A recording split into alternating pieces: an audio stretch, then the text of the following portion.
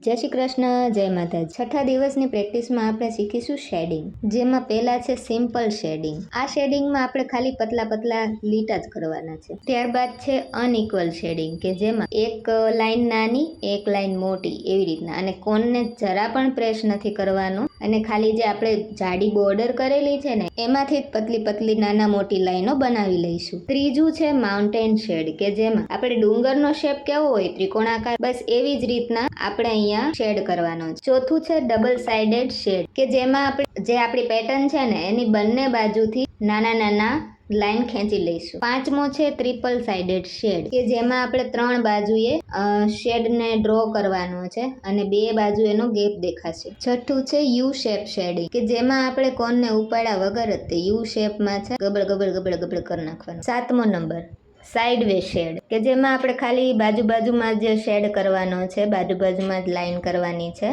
અને વચ્ચેનો ભાગ ખાલી રહેશે।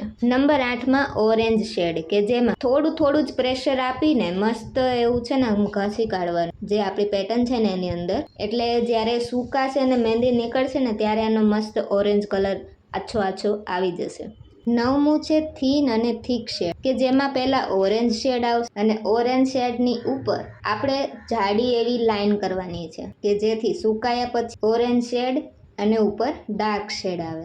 10મું છે ડોટેડ શેડ, કે જેમાં બધી લાઈનોની ઉપર ડોટ કરવાના છે। 11 નંબર, કે જેમાં લીલી વિથ શેડિંગ, કે જેમાં શેડની ઉપર આપણે નાની નાની ડોટ વાળી લાઈન ખેંચવાની છે।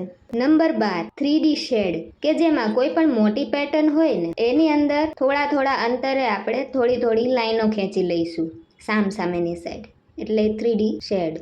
Number 13 fill and black round shade, કે જેમાં આપણે પહેલા સર્કલ કરી લેવાના છે અને પછી એમાંથી અમુક સર્કલને ફિલ કરી દેવાના। નંબર 14, કે જેમાં આપણે કોઈ પણ મોટી પેટર્ન છે, જેમ કે અહીંયા પાંદડું લીધું છે તો પાંદડાની જે પેટર્ન છે એ તો રહેશે જ, પણ હાફ પોર્શનમાં આપણે રાઉન્ડ અને સર્કલનો યુઝ કરીને એને ફિલ કરી દઈશું।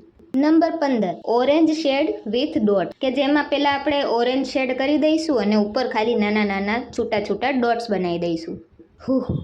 Finally shade session over. તો ચાલો ત્યારે પ્રેક્ટિસ કરતા રહ્યો, આગળ વધતા રહ્યો। જય શ્રી કૃષ્ણ, રામ રામ બધાને, રામ રામ।